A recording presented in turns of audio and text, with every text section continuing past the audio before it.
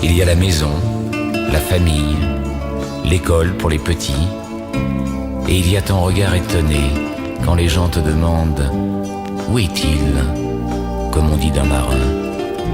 Et il y a ta réponse, toujours la même, sur la route, comme on dit sur la mer. Il y a le téléphone, mes lettres d'un bled ou d'une frontière. Et il y a ton sourire quand les enfants te demandent « Où il est papa ? C'est comment ?» Et ta réponse, toujours la même. « Où il est papa ? C'est la route. »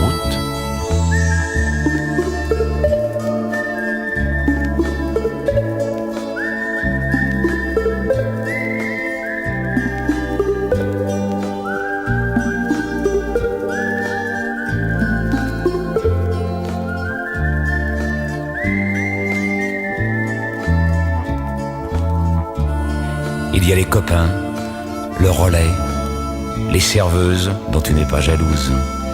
Il y a le café du matin, le bahut qui m'attend au parking.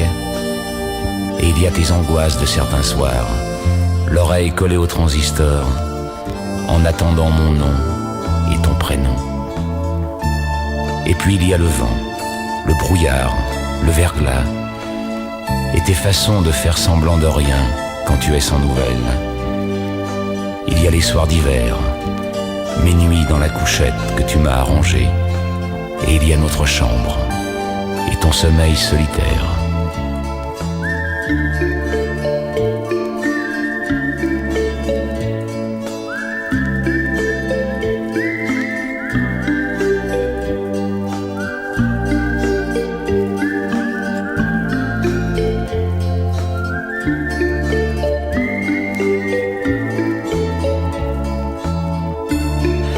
Enfin, il y a ton rire, tes yeux, ta voix, les cris des enfants, quand on se retrouve parfois pour un grand week-end. Et puis demain, après-demain, il y aura la route. La route. Toujours la route. Voilà, j'avais décidé de vous mettre la route de Max Meignier, puisqu'il y a un rapport avec Jean-Guy, et puis la Sibille, la route, voilà. Et puis je tenais à vous mettre le magnifique jingle du matin. Voilà, composé par Monsieur Denis. Denis, salut, toi qui nous écoutes du côté de Chigny-le-Marron. Bonjour Jean-Guy. Bonjour Daniel, bonjour à tous, bonjour à toutes. Voilà, on est en direct.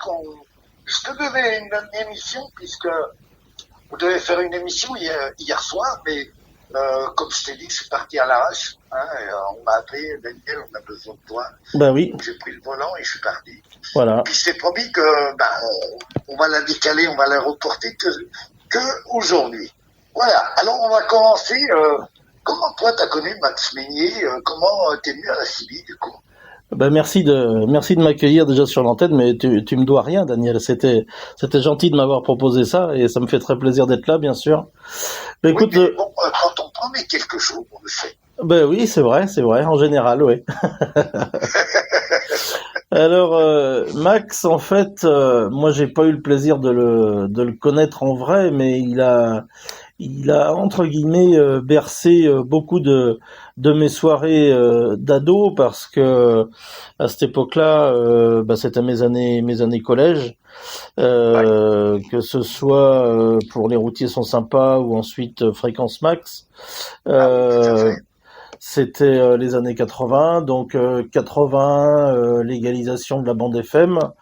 80. On avait ouais, 80, légalisation de la bande FM et de la CB en France, ça a été un parallèle sous François Mitterrand, une de ses volontés politiques, puisque le mouvement cibiste à l'époque était très important et la CB n'était pas légale en France jusqu'en 81. Et donc en 81, suite à son élection, il a avec Mauroy, ils ont fait une première loi qui était complètement à côté de la plaque, mais qui légalisait quand même l'utilisation de la CB. Avant, on avait le Ouais. droit d'en avoir une, mais pas de l'utiliser. Donc voilà, c'était un peu le paradoxe. Et moi, le soir, même s'il y avait le collège le lendemain, j'écoutais souvent. D'ailleurs, c'était souvent en grandes ondes à ce moment-là, plus qu'en FM, Oui. parce que les émetteurs FM, il n'y en avait pas tant que ça. Et donc sur RTL, Fréquence Max, où les routiers sont sympas, je me rappelle plus dans l'ordre, mais ça devait être surtout Fréquence Max à ce moment-là. Et j'étais admiratif. Alors d'abord, j'adore la voix de Max Meignier. Il avait vraiment une voix pour faire de la radio, c'est sûr. Et puis ce côté toujours à l'écoute, toujours bienveillant avec les chauffeurs. Et puis le lien direct avec la CB, bien sûr. Alors moi, la CB, à ce moment-là, j'en avais pas. J'utilisais des petits talkie-walkie avec mes frères pour jouer les policiers et les agents secrets dans la maison, dans la maison et autour de la maison. Et quand on se parlait, on était toujours surpris parce qu'on entendait toujours d'autres personnes que nous. On avait beau se parler qu'entre nous, mais on entendait toujours d'autres personnes, d'autres voix, d'autres conversations. C'était étonnant. Et puis je savais pas ce que c'était, et j'ai su des années plus tard que en fait les talkie-walkie, ils émettaient sur une fréquence CB, mais qui recevaient beaucoup plus largement. Et donc les gens qu'on entendait, c'était des routiers, c'était d'autres personnes qui faisaient de la CB, pas toujours des routiers d'ailleurs, mais c'était d'autres personnes qui étaient sur les fréquences CB, quoi. Donc voilà. Mais Max, il est parmi ceux, évidemment, il est parmi le peu de personnes qui m'ont donné vraiment l'envie d'avoir une CB un jour, parce que quand j'entendais tout ce qu'il arrivait à résoudre c'est ce que j'ai écrit dans mon post sur Facebook avant-hier là, entre les fréquences de RTL et les fréquences de la CB, il y avait vraiment des liens qui se faisaient, les appels qui étaient répercutés via les restos routiers, via les mille pattes, ça passait très très vite, quoi. C'était mieux que le téléphone à l'époque. Oui, alors du coup, si je comprends bien, t'es vu très très vite dans tes années ados, t'as vraiment accroché au niveau de la CB, quoi. Ah oui, j'ai accroché au niveau de la CB, j'ai accroché au niveau de Max d'abord, et il se trouve que quand j'étais à peu près au collège, même un petit peu après le collège, j'ai eu l'occasion d'utiliser une mobilette, mais qui avait 3 roues. Ça s'appelait une manulette. Et à cette époque-là, tiens, c'est quoi, manulette? Une manulette, ouais, c'était la société Poirier qui faisait ça, qui est connue dans le monde des fauteuils roulants. Et alors, tiens, je vais te couper parce que tu parles des manulettes. Moi, la semaine dernière, maintenant, tu sais que les manulettes commencent à être à l'ordre du jour. J'ai vu qu'il y a eu une course de manulettes. Ah bon? Alors, automatiquement, oui. Ah, c'est marrant. Ah oui, j'ai vu ça sur Facebook. Le gars expliquait ce qu'était une manulette, les 3 roues, il y avait différents types, et j'ai vu, je me rappelle plus où ça se trouve, c'était dans un pays de vigne avec une grande descente, avec les murets, et donc il existe, et je sais même pas s'il n'y a pas un championnat du monde de manulette. Alors en fait, il y a eu principalement 2 modèles, c'est-à-dire qu'il y en avait un avec moteur et un sans moteur. Celui qui avait pas de moteur était équipé d'un système de manivelle pour que des gens, même paraplégiques, puissent s'en servir avec les bras. Oui, Et l'autre modèle que j'avais moi, donc il était plus évolué, il avait un moteur 49.9, un moteur de motobécane, tout simplement, de mobilette. Oui. Et il était donc équipé en 3 roues. Et j'avais hérité de ça, si on peut dire. Enfin, cet engin-là m'avait été offert, j'avais tout juste 14 ans. Et mon papa était encore là à ce moment-là, et heureusement, parce que c'était un véhicule qui était pas très fiable. Et j'avais déjà imaginé dans mes années collège, donc de l'équiper Sibi, en fait, ma manulette que j'avais baptisée Charlotte. Et Charlotte, elle était connue dans toute la Châtaigneraie, là où je me trouve, la petite commune où j'étais, où je suis toujours, parce que, bah oui, une mobilette à 3 roues, c'était quand même très remarquable. Et du coup, Charlotte, même quand elle allait au collège et tout, bah oui, il y avait obligatoirement des gens qui faisaient ah, c'est quoi ce truc-là? Et donc j'avais imaginé mettre la CB dessus, puis malheureusement, bon à ce moment-là je l'ai pas fait. J'étais ado, j'avais pas spécialement les sous pour le faire. Et puis papa est décédé en 89. Et très très subitement, il est parti en pleine forme et il est pas revenu. Et du coup, là, se posait la question d'avoir un moyen de communication à bord de la voiture familiale. Et j'avais deux frères beaucoup plus jeunes que moi, donc je me retrouvais, en plus de mon problème de handicap, je me retrouvais à la tête de la famille, si on peut dire, et voilà, j'avais besoin qu'on circule en sécurité, et j'avais un voisin qui avait lui une grande antenne de CB sur sa maison. Je savais pas ce que c'était. J'ai demandé à maman si je pouvais aller le voir. Je suis allé le voir. Il livrait du fioul, donc il avait ça sur sa maison, sur son camion. Tous les jours à l'heure de déjeuner, sa femme l'appelait, savoir où il en était, si la tournée se passait bien. Et puis voilà, c'est lui qui m'a donné les premières explications concernant la CB, quoi, en fait. Et ça, c'était donc dans l'été 89, et en septembre 89, j'ai acheté mon premier poste. Ah, génial. Voilà. Génial. Ouais, j'ai trouvé un poste CB portable d'occasion à la Châtaigneraie en plus, donc j'ai pas eu besoin d'aller très loin pour le chercher. Et du coup, il était fièrement sur mon bureau. À ce moment-là, j'ai commencé à prendre des cours par correspondance. Et donc, en même temps que je prenais mes cours ou que je faisais mes cours, j'avais la CB portable qui était à l'écoute du canal 19. Génial. Voilà. Génial. Donc, ce rapport, c'est vraiment Max qui t'a ouvert, et puis malgré ton handicap, parce qu'on y viendra à ton handicap, parce que nous on se connaît, et puis c'est pas à moi en parler, c'est à toi, puisque il va se produire un très grand événement au mois de juin, on en parlera un petit peu. Voilà, aujourd'hui, c'était surtout pour te parler déjà de la CB. Après ton handicap, on parlera un petit peu de ce que tu vas faire à la Châtaigneraie avec tous ces artistes, et puis On-Truck aussi qui sera présent ce jour-là. Tout à fait. Et puis on va venir à parler aussi, parce que tu seras aussi sur notre événement cette année. Bah oui, oui, ça y est, les valises sont prêtes. Les valises sont prêtes. Là, ce soir, j'ai encore un programme chargé parce que j'ai une réunion justement en lien avec le handicap pour Action Handicap Vendée à 18h30 là. Donc, il faut qu'on prépare un petit peu avant, bien sûr. Et après, demain matin, direction Moulins d'abord, parce que ça fait quand même une trotte. On est loin de vous malheureusement, donc on va faire une pause à Moulins, et puis on vous rejoindra samedi en fin de matinée, quoi. Ah, génial. Voilà. Ton handicap est dû à ta naissance? Oui, c'est ce qu'on appelle une anomalie génétique rare, en fait. C'est une pathologie qui s'appelle la maladie d'Ollier, qui touche à peu près une naissance sur 100 000, et qui en fait touche les cartilages et déforme certains os du squelette, quoi.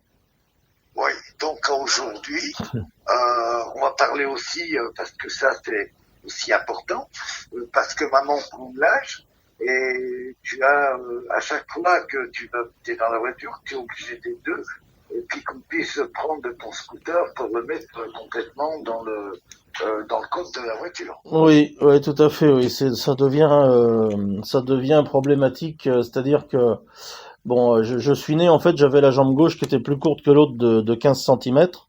Donc je marchais difficilement, mais je marchais avec des cannes et une semelle de compensation.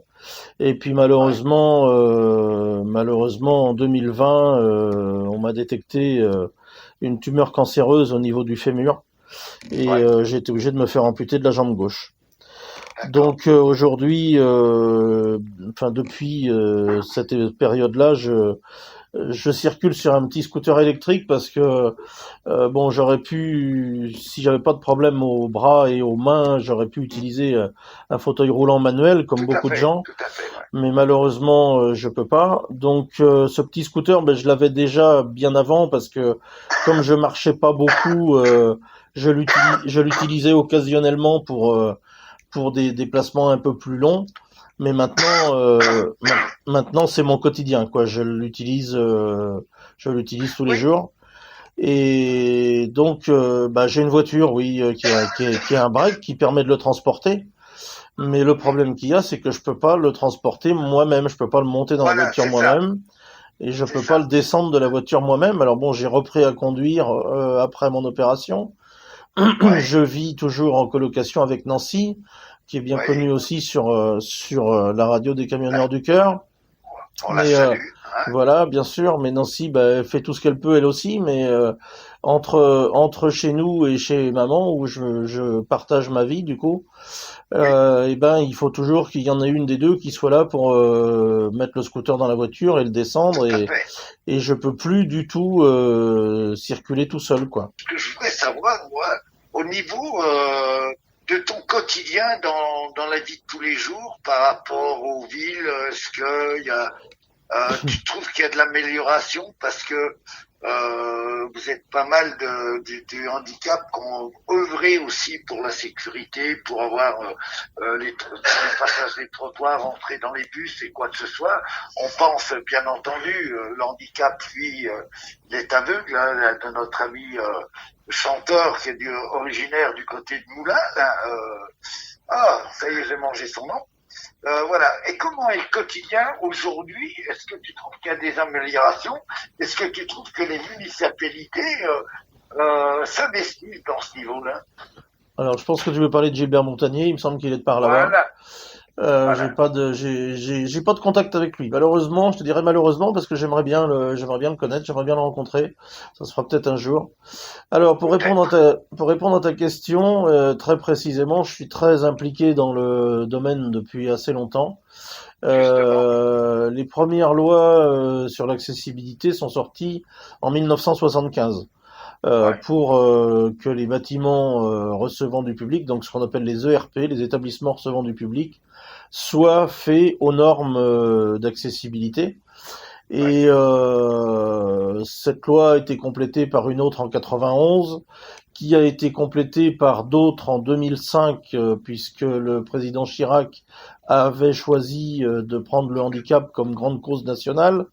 Donc il a œuvré et il avait mis un plan en action qui s'appelait le PAV, le plan d'aménagement pour la voirie, et l'aménagement des espaces publics. Ça doit être un truc dans ce goût-là. Et il avait donné 10 ans, donc c'était le président Sarkozy derrière qui avait suivi. Il avait donné 10 ans pour que les magasins, les établissements recevant du public, les mairies, tout ça se mettent aux normes. Et on est bien après 10 ans et on constate malheureusement qu'il y a encore beaucoup de travail à faire. Alors il y en a eu de fait, faut pas non plus voir tout en noir. Il y en a eu de fait, il y a eu des évolutions. Alors je vais te dire, je vais être un peu dur en disant ça, mais c'est surtout les valides qui remarquent les évolutions parce qu'ils en ont pas besoin. Ils disent, ils ont foutu une place handicapée. C'est chiant. Oui, c'est chiant, seulement nous, on en a bien besoin. Et les aménagements au niveau des trottoirs et autres. Alors il y a un vieux serpent de mer qui dit l'accessibilité ça coûte cher. Alors ça coûte cher parce que ça coûte cher quand c'est mal fait dès le départ. Si tu veux, le problème il est là souvent, c'est que les élus, les décideurs, les architectes ne nous font pas appel à nous, que ce soit nous en tant que personnes particuliers ou nous en tant que représentants associatifs. Malheureusement, ils font ce qu'ils pensent être bien eux, mais en tant que valides. Et je dis Ouais. pas ça parce qu'ils mettent de la mauvaise volonté, bien au contraire, la plupart du temps, ils y mettent de la bonne volonté, mais ils se rendent pas compte que, en fait, c'est pas tellement adapté. Alors, Ouais, ouais. d'un côté, il y a la loi, il y a les normes, et puis, d'un autre côté, il y a le bon sens. Alors, Ouais, je vais prendre l'exemple le plus flagrant contre lequel je me bats depuis très longtemps. Et maintenant, il y a une loi qui est sortie depuis 2017 là-dessus. On rencontre très souvent, et tous les gens qui nous écoutent peuvent faire le constat, dans les WC dits WC accessibles PMR, donc aux normes, eh ouais. bien 9 fois sur 10, on voit qu'il y a une poubelle à pédales. Alors Euh, ça peut... alors, tu m'excuseras ce que je vais dire. Ouais, Euh, quand je suis dans des stations, c'est bien souvent, c'est con ce que je vais dire, c'est pas bien, Daniel, ce que tu vas dire, et c'est pas bien ce que tu fais. Et j'ai toujours tendance à aller au WC, là où pour le handicap. oui, Parce que je trouve déjà, l'hygiène est beaucoup plus propre, c'est comment dire ce que je dis là. Hein.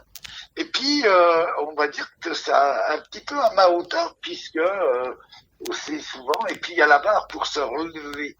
Et c'est vrai, tu parles de la poubelle, oui, c'est vrai, je constate visuellement, c'est vrai, je regarde cette poubelle, et alors là, tu as entièrement raison. Il y a une poubelle à pédales. voilà. Alors, le fait que tu ailles dans les WC handicapés, ça, tu risques rien. C'est pas comme te garer sur une place handicapée. Un WC handicapé, il n'est pas réservé à une personne handicapée, il est adapté pour être utilisé par des personnes handicapées, mais il est utilisable par tout le monde. Il faut bien Voilà. il faut bien se le mettre dans la tête. Donc, il y a absolument aucun problème. Mais moi, le premier, si je vois quelqu'un de valide qui sort d'un WC handicapé, qui me dit oh pardon, je m'excuse, mais j'y attendez, mais vous avez le droit de faire pipi comme tout le monde, et si vous faites pipi ici, c'est pas grave, hein, c'est fait pour tout le monde. Donc, il n'y a pas de problème. Ça nous donne à nous valides, excuse-moi ce que j'ai dit, c'est peut-être pas bien, mais ça nous donne à nous valides quand on sort d'une toilette pour les où il y a pour les handicapés, et puis qu'on a un handicapé devant nous, on se culpabilise quand même. Ouais, bah bien sûr. Tu Ouais. comprends ce que je veux dire? Ouais. C'est pas méchant, hein. Ouais. C'est pas méchant ce que je dis. On se trouve. Excusez-moi, monsieur. Ouais. Voilà. C'est quelque chose de respect en fin de compte. Oui, je sais bien, mais ça m'est arrivé plusieurs fois. C'est Ouais. ce que je veux dire. Ouais, ça m'est arrivé plusieurs fois. Mais bon, Donc, enfin, c'est ça, là-dessus, il faut déculpabiliser complètement. Il y a aucun problème. oui, mais Par contre, alors toi, tu connais la loi, puis nous, on la connaît pas parce qu'on voit WC handicapé. Alors nous, dans notre tête, quand on connaît pas la loi, on se dit tiens, il est réservé qu'aux handicapés. Non. Mais toi, tu viens justement de contredire ouais, la culpabilité que j'ai, quoi. ouais, contrairement à la place handicapée, qui elle est réservée, c'est-à-dire Ah que oui, ça, oui. sur une place handicapée, oui, mais il y a beaucoup de gens qui culpabilisent pas de se mettre sur une place handicapée, mais qui culpabilisent d'aller dans les toilettes, tu vois, par contre. Ouais, Et ça, moi, je préfère qu'on me pique les toilettes plutôt que la place, tu vois, parce que la place, moi, si j'ai pas la largeur pour descendre de ma bagnole, je peux pas descendre. Oui, C'est ça qu'il faut penser. Donc, je reviens à la poubelle parce que c'est quand même mon cheval de bataille. La fameuse poubelle à pédales. Ce que les gens ne comprennent pas, parce que la plupart du temps, c'est installé par des valides. Hein. Ce que les valides ne comprennent pas, c'est que les gens vont dire ouais, ils chipotent, quelle est une pédale ou quelle est pas de pédale, on s'en branle. Ben non, en fait, le problème, c'est que d'abord, quelqu'un qui est paraplégique, ben, par définition, il peut pas se servir de ses jambes. Donc, comme il peut pas se servir de ses jambes, c'est pas facile d'appuyer sur une pédale. Alors, il y en a encore qui vont me dire, ah bah ouais, bah, il a qu'à se pencher puis ouvrir le couvercle à la main. Bah oui, le problème, c'est que un paraplégique qui se penche, eh ben, il peut pas se relever parce qu'il a pas d'abdos. Ouais, oui, bah tiens. Alors, tu vois, moi, ce que j'aime de ce que tu dis, là, c'est complètement, là, tu nous obliges à rentrer dans le handicap pour handicap. Donc, tu sais, nous, on est des valides, ils nous emmerdent ou quoi que ce soit, parce que on connaît pas tout comment. Ben, je vais même aller, l'histoire des abdos. Je vais même aller plus loin dans l'explication, sans rentrer dans des détails très intimes. Mais imaginez-vous les dames à certaines périodes du mois, et puis les gens qui ont besoin de se sonder. Ils ont obligatoirement du matériel à jeter. quand ils sont aux toilettes. Et donc, Oui. par conséquent, ils ont vraiment besoin de cette poubelle. Donc, au-delà du fait que ce soit très drôle pour beaucoup de se dire, ils ont mis une poubelle à pédales, c'est rigolo. Eh Ouais. ben, je peux vous dire qu'il y a des gens que ça ennuie vraiment de pas pouvoir utiliser une poubelle quand ils sont paraplégiques et qu'ils sont dans des WC. Parce que ben voilà, ça les pénalise en fait. Et alors aujourd'hui, moi ça fait des années que je me bats pour ça. D'ailleurs l'an dernier en allant à Beaune, ah, c'est marrant, en Oui. allant à Beaune, eh ben je me suis arrêté à l'hôtel Ibis de Moulins que je salue au passage parce que je vais y retourner cette année. Oui. Et l'hôtel Ibis Sud de Moulins, ils ont une chambre PMR qui est super, qui est très grande, qui est parfaite, et ils avaient une poubelle à pédales dans la chambre PMR. Dans les toilettes et la salle de bain. Donc je me suis permis de leur signaler. Donc ça c'était le vendredi. Ils m'ont dit écoutez monsieur, ça nous avait jamais été dit, on vous remercie beaucoup. Et donc au retour de Beaune, on y est repassé donc le lundi soir. Et ben vous me croirez pas, les poubelles avaient toutes été changées dans les chambres PMR. Ben, voilà, une bonne explication. Et puis, Voilà, ce que tu viens de dire, tout à c'est fait. ça aussi qui est important. Ben bien sûr. Alors moi, ce que j'horreur, c'est ceux qui sont valides et puis qui en ont rien à foutre du handicap. Ça me horripile et ça me sort des yeux. On dirait qu'ils sont seuls sur Terre parce qu'ils ont la mobilité. Ben malheureusement, ça arrive pas qu'aux autres. Hein. Voilà, c'est ce que je veux dire. Donc c'est une question de justice. Et j'aime pas trop l'injustice vis-à-vis des personnes comme des animaux et tout ce qu'on veut. On va pas rentrer dans le détail. Voilà. Ben oui. Et donc, Ben, tu es malheureusement. investi dans le handicap depuis combien de temps? Oh, Avec depuis. l'association dont tu fais partie d'ailleurs. Ouais, bah depuis très longtemps parce que en gros quand on a un handicap de naissance, tout est compliqué depuis très longtemps. C'est-à-dire qu'aller à l'école c'est compliqué, aller au collège c'est encore plus compliqué, aller au lycée c'est encore plus compliqué, passer Ouais. son permis de conduire c'est compliqué, voilà, la vie de tous les jours est compliquée. Et donc, étant enfant déjà, papa et maman faisaient partie de l'association des paralysés de France. Donc j'en ai fait partie aussi. Et puis en 2002, je me suis investi très tôt dans le monde associatif à différents niveaux, je dirais. Et je faisais partie à ce moment-là.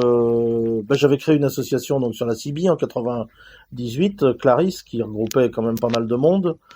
Et puis j'ai été aussi secrétaire du comité des fêtes de la Châtaigneraie. Ouais. Et avant, j'avais été secrétaire d'une association de gymnastique, l'Avenir Gymnique.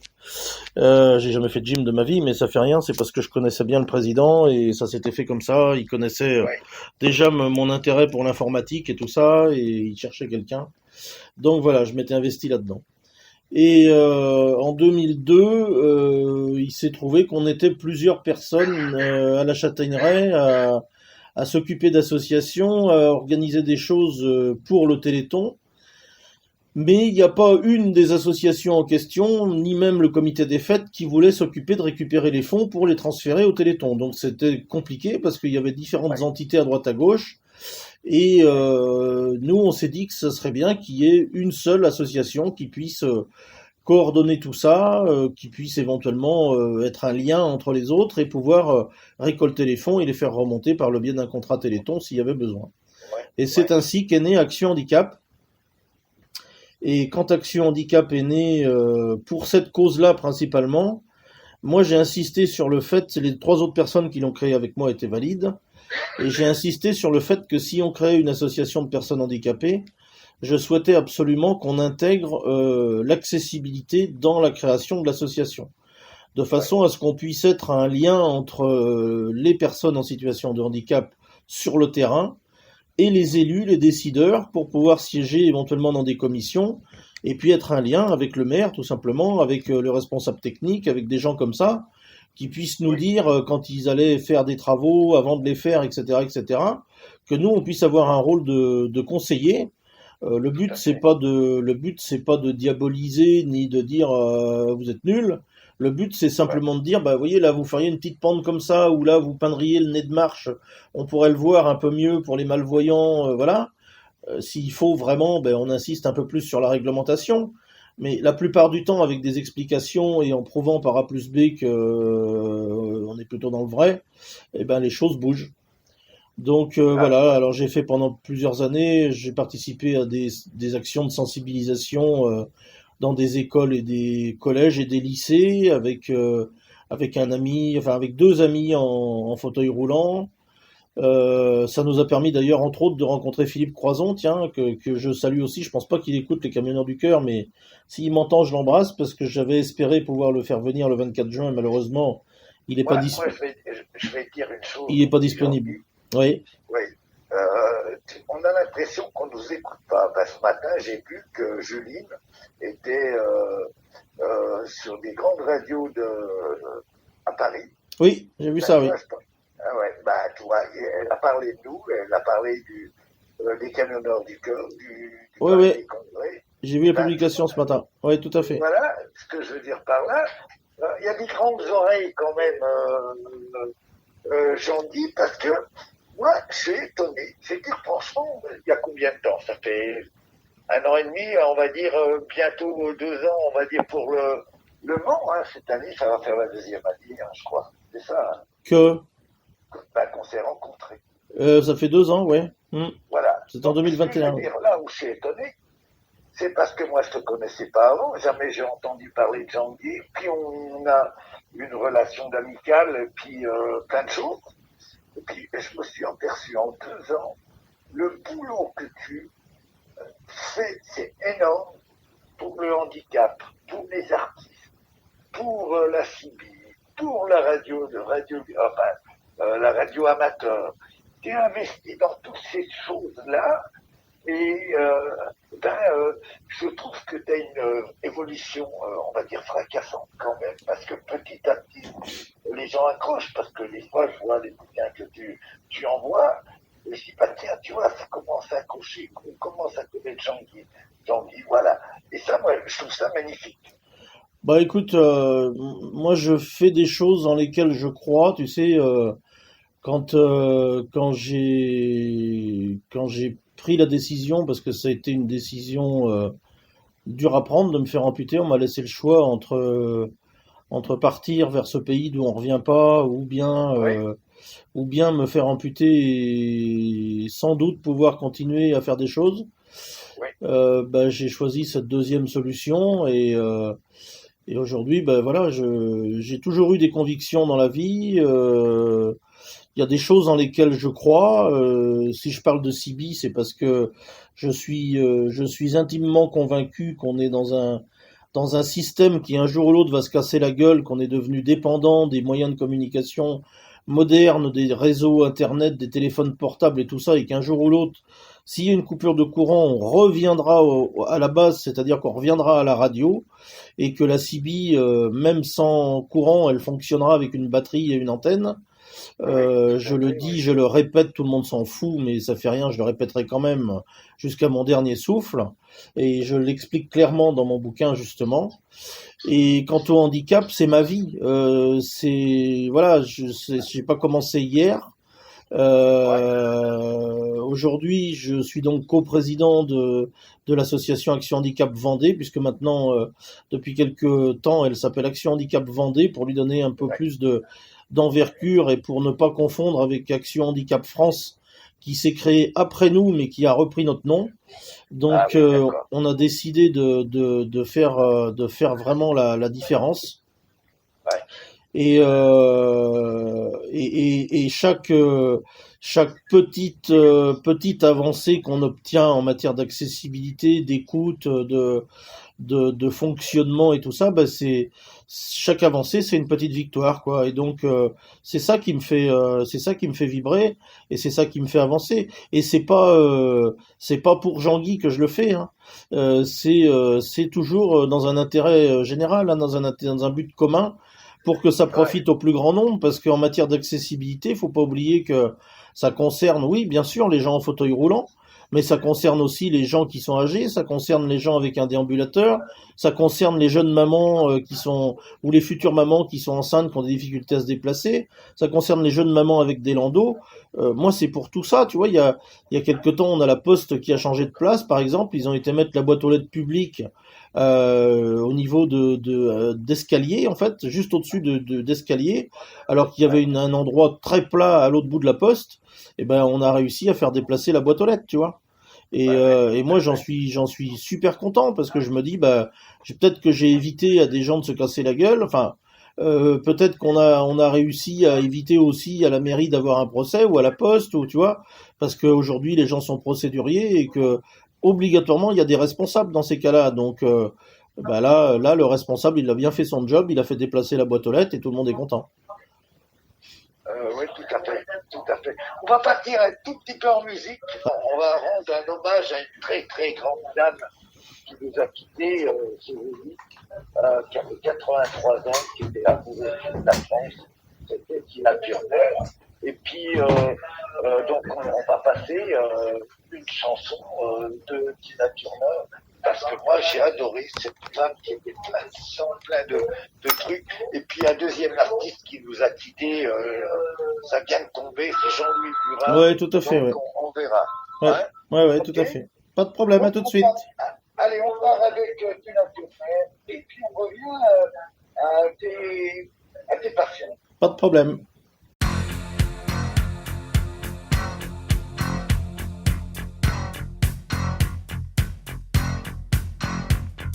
I call you, I need you, my heart's on fire.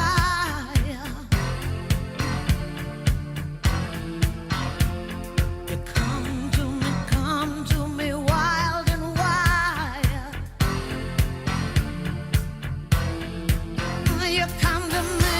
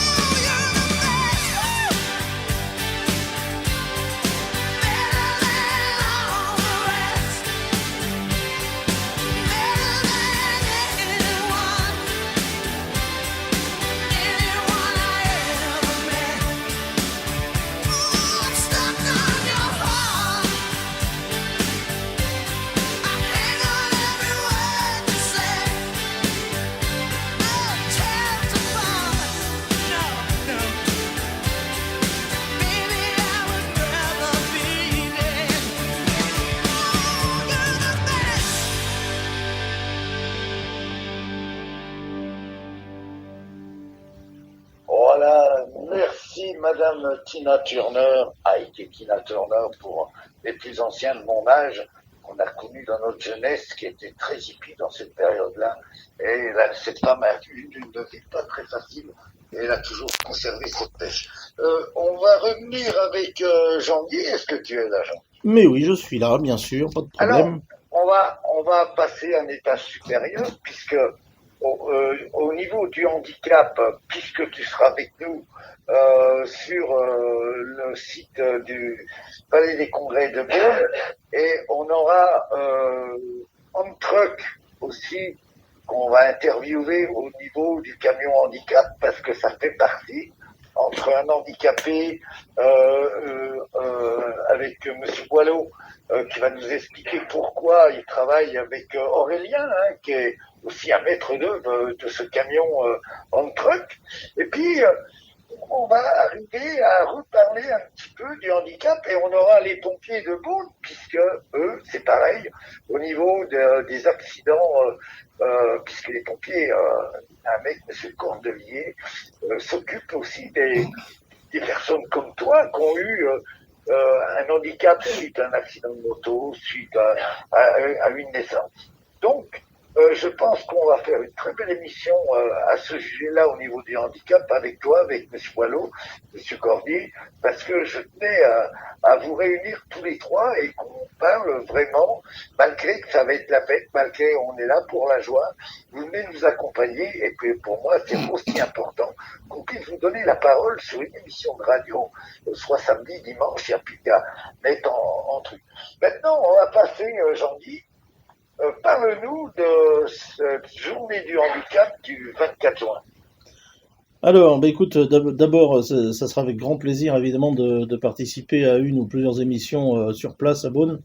Tu me connais, quand on me tend un micro, Oui, en général... il y a des fois. Alors moi, je veux dire, il faut te tempérer un petit peu, parce que trop en dévoiler, c'est amener l'auditeur à écouter ce que tu dis, mais tu as tellement d'engouement, et parce qu'on le comprend, on sait très bien que, voilà, on le comprend, c'est ta vie tous les jours, tu vis avec, et puis tu essayes de faire améliorer les choses, et puis tu essayes de beaucoup de choses, oui, d'accord.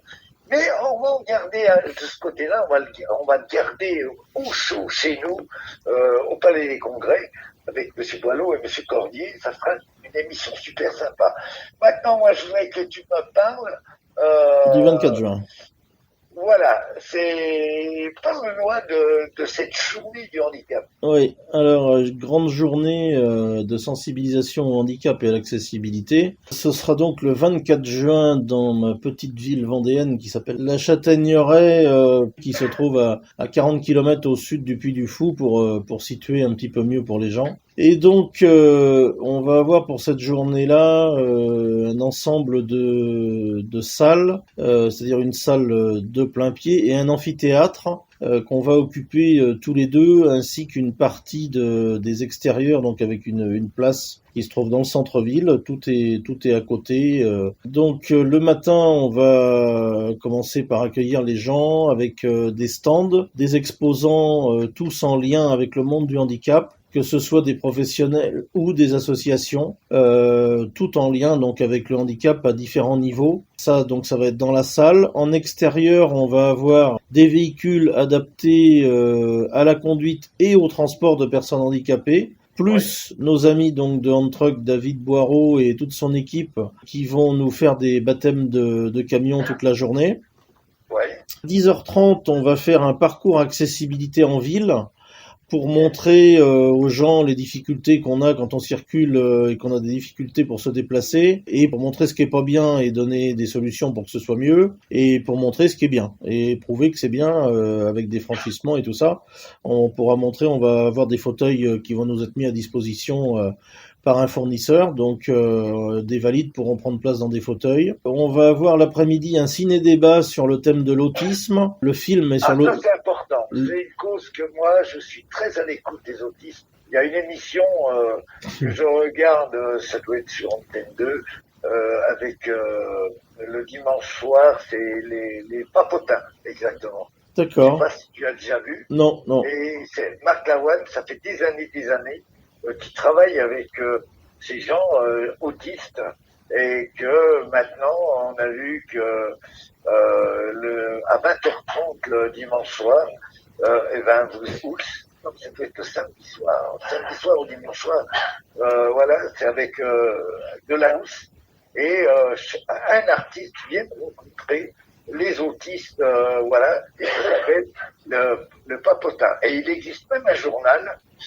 qui a été créé par ces gens-là, avec les éducateurs, bien entendu, et parrainé par Marc Lavoine. D'accord. Bah, nous, l'idée, c'est que la journée ne soit pas limitée à parler d'un type de handicap, justement, et Oui, c'est ça, oui. on aura parmi les stands, on aura par exemple l'association Valentin A8 qui œuvre pour les aveugles et les malvoyants. On va donc avoir Alliance Vendée 85 Autisme Alliance 85 pardon, qui vont venir donc pour parler d'autisme et qui participera au débat après le film. D'accord. Dans le débat, on aura aussi David d'ailleurs de Truck qui va participer aussi.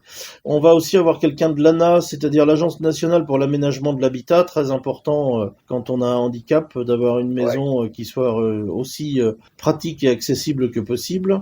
Et puis toute la journée, on va aussi avoir des déambulations musicales par un duo très sympa qui s'appelle Melly Melodies, Joseph et Albertina.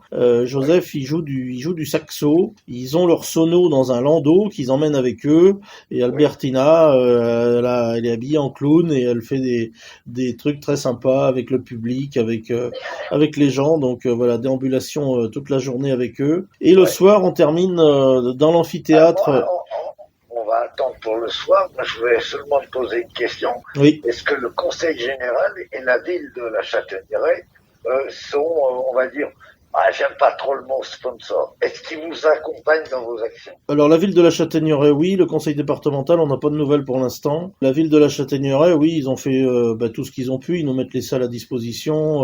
Voilà, on a des interlocuteurs assez privilégiés. Donc D'accord. de ce côté-là, oui, il n'y a pas, on n'a pas de, il y a pas de Oui, problème. parce que ce que je veux dire par là, c'est que comme c'est le handicap dans tout style de handicap, c'est qu'à les autistes, comme tu disais, les malvoyants, quoi que ce soit. Puis comme j'ai vu ce que tu vas faire le 24, j'ai vu qu'il y avait de très très belles affiches. Et puis j'ai pas vu, ou j'ai peut-être pas fait attention sur ton affiche, j'ai pas vu soit en collaboration avec la ville de la Châtaigneraie ou le conseil général ou le conseil départemental. J'ai pas vu et en sponsor et quel autre sponsor, allez on le dit, qui viennent vous aider là-dessus. Alors sponsor, on n'a pas de sponsor à part entière. On a des soutiens. Oui, on a des, on a dans l'immédiat, si tu veux, on a demandé à personne de mettre la main à la poche. Là, ce qu'on aimerait bien trouver, c'est quelqu'un qui puisse nous financer des photocopies. Et c'est dans ce but-là que j'ai contacté notre conseiller départemental qui m'a pas encore répondu. Parce que on voudrait faire une plaquette pour la journée avec justement tous les exposants et puis le parcours. Et ça représente un budget de 400-500 euros. Donc si on pouvait avoir un coup de main là-dessus, ça serait pas mal. Mais sinon, au niveau partenaire, on a TV3P qui est une web TV, tu vois. Donc là, on est sur une web radio. Mais là, c'est un ami qui a une web TV qui couvre toute la Vendée, une partie du Maine-et-Loire, une partie de la Loire-Atlantique, et qui fait un journal tous les jours, donc il va être présent toute la journée pour faire des interviews sur le terrain, aux exposants. On a aussi le SRO 44, que je remercie infiniment. Ce sont des signaleurs radio. Donc à la base des cibistes, j'ai rencontré Franck Pasco, qui est donc le président du SRO 44 lors du congrès de la Ligue nationale RCI il y a quelque temps. Et puis en fait on est un peu voisins parce que lui il est en Loire-Atlantique et nous en Vendée. Et donc il m'a proposé de venir donc avec son association Signaleurs Région Ouest. Ils vont être je pense une dizaine de signaleurs. Ils vont pouvoir encadrer tout le parcours au niveau sécurité avec véhicules avec gyrophare, radio. Et donc ça va être super. Ils vont pouvoir gérer les parkings, entre autres les parkings PMR justement parce que évidemment étant dans le domaine, on tient à ce qu'il y ait un parking PMR qui soit bien géré et qui soit facile à trouver et qui soit à proximité de la salle. Ouais. Donc voilà, grâce à eux, on a ça. Et puis on a aussi le cinéma, le Fauteuil Rouge. Je salue son responsable, Frédéric Arnaud, qui donc nous a permis de pouvoir projeter un film l'après-midi sur l'autisme, Génial. qui va reverser quelques euros par entrée à Action Handicap Vendée, Ouais. et puis qui nous projette aussi une bande-annonce de 25 secondes dans toutes ces salles de cinéma pendant 15 jours avant l'événement. Oui. Ouais, moi, je trouve ça génial. Je vais dire pourquoi. Parce que je vais te poser aussi la question par rapport aux visuels qu'on voit sur les réseaux sociaux, Oui, par rapport à ce que tu fais, par rapport à tes passages radio, oui. tes passages un peu partout. Est-ce que tu as déjà eu quelques retombées? À quel niveau tu veux dire? À tous les niveaux, je veux dire, en tout écoute, est-ce que quelqu'un qui t'a écouté, soit sur les radios, est venu se joindre à vous pour participer à des choses, quoi. Les expos, sur les radios, je sais pas, mais en tout cas, au niveau exposant, je peux te dire qu'aujourd'hui la salle, elle est pratiquement pleine. Il nous reste 2 tables à caser éventuellement où on peut mettre des exposants. Sinon, voilà, en extérieur, on peut encore mettre du monde, mais c'est effectivement grâce au réseau et grâce aux petits bruits médiatiques, aux Voilà, articles de presse et tout ça que les choses avancent. Oui, bien sûr.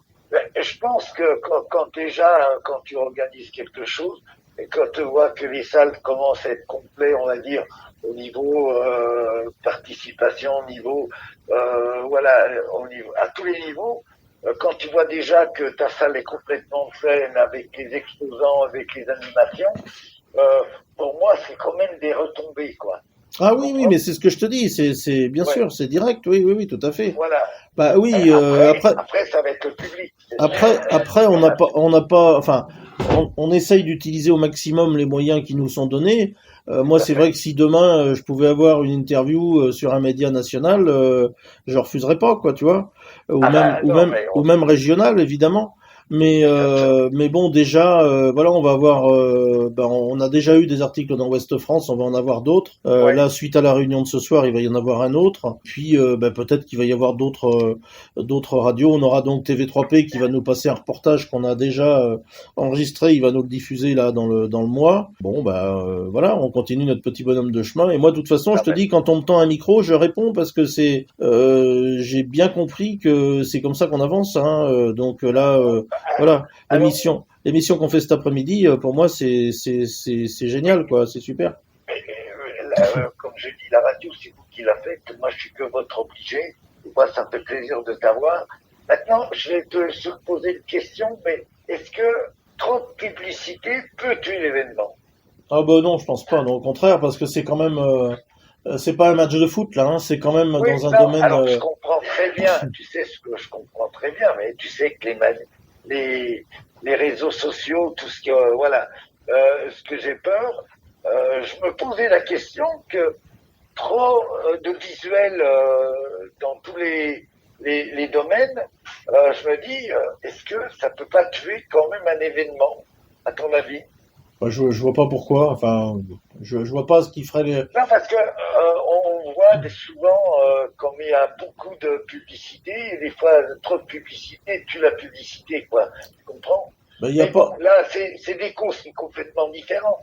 Hein, je le comprends, mais je me posais quand même la question de. Mais je sais pas ce que t'appelles trop de publicité.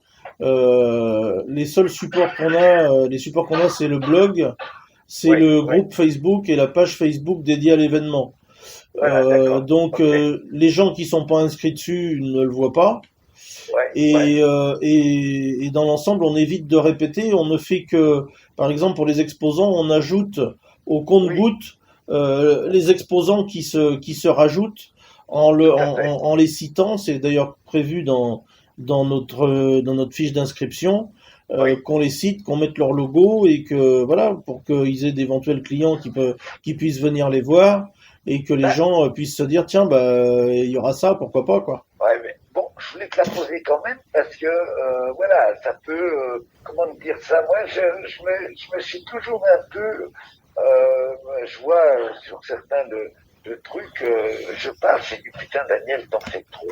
Je me posais la question, est-ce que j'en fais pas trop? Est-ce que c'est judiciable de porter sur chaque truc, puis répéter tous les jours. Des fois, c'est moi qui me lasse, tu comprends, de ce que je Ouais. poste. Bah, Alors, enfin, c'est pour ça que je voulais avoir ton avis. moi, Maintenant, j'ai pas l'impression de répéter la même chose tous les jours, si tu veux, d'accord. parce que justement, le visuel, il circule pas tous les jours. En plus, il y a deux visuels. J'ai fait Oui. exprès d'en faire un pour la journée et un pour le concert. Tiens, Et, on parlait du concert. Parle-nous du concert, tiens. ouais, Avec Manu Di Blasis, avec Nancy, et puis... Gilles Aslan. Voilà, Et Gilles Gilles Aslan. Aslan. Oui, tout à fait. Alors, Donc, parle-nous un peu du concert. Donc après, ce qui se passe en visuel, si tu veux, c'est les partenaires et les exposants, quoi. Le concert, donc tu viens de le dire, Nancy commencera la soirée, elle passera le micro ensuite à Manu de Blasis, qu'il passera à Gilles Aslan. Donc Nancy, elle est un petit peu connue sur la radio des Camionneurs du Cœur pour différentes raisons. Oui, Elle a plusieurs cordes à son arc dans différents comme toi, domaines. d'ailleurs. Oui, elle est auteure, compositrice, interprète. On a ensemble enregistré un conte qui s'appelle Raphaël l'Ange de Noël, qui est sorti sur CD. Et puis voilà, Nancy, elle est autant variété française que internationale, que les années 80. Enfin bon, elle aime beaucoup Piaf. Donc voilà, elle va faire un petit mix, disons, pour la soirée. Manu de Blasis, lui, vous pouvez le retrouver sur Facebook. Il fait souvent des lives. Oui, je regarde, toi aussi, des fois, tu regardes. Ouais, c'est un mec super sympa. On se connaissait pas, on s'est rencontrés l'autre jour à la maison, du coup, puisqu'il est venu avec Gilles pour commencer à caler les premières choses avec Nancy. Son style, lui, c'est plus du crooner, du Johnny, du Dick Rivers, du Elvis. Voilà, il va nous faire quelque chose de varié dans ce domaine-là. Et il fera des duos aussi avec Nancy. Et puis on terminera avec Gilles Aslan. Gilles Aslan, lui, sa spécialité, c'est Nougaro. Eh oui, j'allais t'en parler, parce que Nougaro, j'adore Nougaro. Ouais, et il le fait alors. Gilles Aslan, il a eu son heure de bonheur aussi des fois à la télé. Il est pas imitateur, Gilles, hein, c'est pas le but du jeu. J'ai pas dit ça. Mais il fait très bien. Non, mais je le dis parce que les gens, dès qu'on assimile un artiste à un autre, on dit ah ben il l'imite. Mais non, il imite pas Nougaro, mais il chante du Nougaro et il le chante vraiment bien. Voilà, ça m'a fait très plaisir qu'il réponde présent à notre invitation. Et donc, pour information, la billetterie pour ce concert est en ligne sur helloasso.com. Les places sont à 20 €, 17 € en tarif réduit, gratuit pour les enfants de moins de 10 ans. On a 180 places dans la salle. C'est un amphi, donc très agréable. On va avoir un sonorisateur professionnel. On a aussi un présentateur, animateur professionnel qui vient toute la journée. Ouais. Et donc, le concert sera au profit, 100% au profit d'Action Handicap Vendée. Eh ben, dis donc, Jean-Guy, c'est un bon mois qui s'annonce entre ce samedi-là et puis le 24. Hein. Oui, c'est sur 2 mois différents, mais ça va être bien occupé, oui. Tu vois, Jean-Guy, moi, ça m'a fait plaisir de te remettre un petit peu à l'honneur parce que, voilà, je tiens. Et quand on a des amis, ça fait partie de la famille. Et puis la famille, on n'oublie pas. Ça, pour moi, c'est très important. Donc, Jean-Guy, on t'attend nous samedi. Eh bien, avec grand plaisir. Ce que je veux dire, c'est pas parce que je veux pas continuer, mais on a un rendez-vous avec les transports de Nancy à 4h. Pas de problème. Donc, voilà. Mais on a passé, on garde, je sais que de toute façon, je sais que t'as enregistré, il y aura un truc. Mais moi, ce qui est très important, que toutes les émissions sont enregistrées, ça va toujours rester dans les archives de la radio. Puis si un jour on veut les sortir, on sait où les trouver. Mais avec toi, il n'y a aucun problème. On sait que tu as enregistré et il y aura ton petit, on va dire comment tu fais, tu mets un petit montage. Un petit montage, voilà. En théorie, il y en aura un. Voilà, oui. Est-ce que tu as quelque chose à nous dire? J'avais autre chose, mais t'as pas voulu que j'en parle tout à l'heure, donc j'en ai pas parlé. C'est-à-dire par rapport au véhicule. Ah oui, le véhicule, on l'a abordé, oui. Donc, Si vous voulez en savoir plus au niveau du véhicule, Jean-Guy, excuse-moi, parce on était passé sur le véhicule, et puis après on est passé sur autre chose. Il y a une cagnotte Litchi, dis-moi. Oui, c'est ça, oui, tout à fait. Oui. Bah, l'idée, c'est de pouvoir financer un véhicule adapté pour que je puisse monter dedans directement avec mon petit Voilà. scooter, Ouais. que je puisse me déplacer seul. Et donc, j'ai mis en place une cagnotte Litchi. Bon, j'ai eu des dons aussi en direct, mais on est loin d'arriver à la somme malheureusement pour l'instant. Mais bon, Non, voilà. faut pas dire C'est malheureusement, c'est Jean-Guy. une bouteille à la mer. Non, ouais, je suis pas de ton avis là. Moi, chaque opération a ses difficultés, c'est sûr et certain. Mais maintenant, voilà, elle est engagée. Il y a un véhicule qui doit se familiariser, on ne sait pas dans combien de temps, mais par des actions, par des émissions de radio, par ce que tu vas faire, par tes bouquins, il y a plein de choses, petit bout par petit bout, Jean-Guy, tu vas y arriver, et j'en suis sûr. Ben, j'espère. Je fais tout pour. Non, on dit jamais j'espère, on va y arriver. Eh ben oui. Quand on dit j'espère, ben c'est perdu d'avance. Moi, jamais tu m'entendras, votre émission, elle marche, hein, j'espère. Non, oui, elle marche. Même si c'est pas vrai, le problème n'est pas là. C'est que moi-même, dans ma tête, elle a marché. Oui, non mais après, si tu veux, si j'ai lancé ça, c'est que j'y crois. Hein. Donc voilà, l'idée, elle est là, quoi. Hein. Oui. Donc, prochain rendez-vous avec nous sur la radio des camionneurs du cœur, samedi ou dimanche. Avec grand plaisir. Samedi, hein, avec grand plaisir. Sur deux thèmes. Il y aura sûrement deux émissions. Il y aura une émission sur la CIVI. Oui, tu m'en avais parlé. Oui. J'ai un club de CIVI de Beaune qui sera à tes côtés. Eh ben, avec grand plaisir. Ouais. Voilà. Et puis le domaine du handicap avec Monsieur Boileron, avec Antruck et Monsieur c'est Fournier, je ne me rappelle plus du nom. Je vous l'ai dit, Cordelier. Donc avec les pompiers de Beaune. Très bien. Avec plaisir. Et puis rendez-vous le 24 juin à la Châtaigneraie s'il y en a qui veulent venir. Eh ben vous serez les bienvenus. on va être là et on va t'accompagner, mon petit. Voilà. Ben, puisque c'est comme ça, c'est la rivière de notre enfance pour finir cette émission. Elle est enregistrée, n'ayez pas peur, si vous voulez un replay, on peut vous l'envoyer. Mais renseignez-vous, Jean-Guy, c'est un as de l'informatique, de tout. Allez, on passe un petit Michel Sardou, on va laisser passer. Jean-Guy, à samedi. Je t'embrasse, Daniel, merci à tous, à samedi, bye, merci beaucoup. Voilà, allez, je vous dis nous, dernière émission de la semaine, puisqu'on monte le studio à partir de vendredi soir, directement sur le parc des expositions.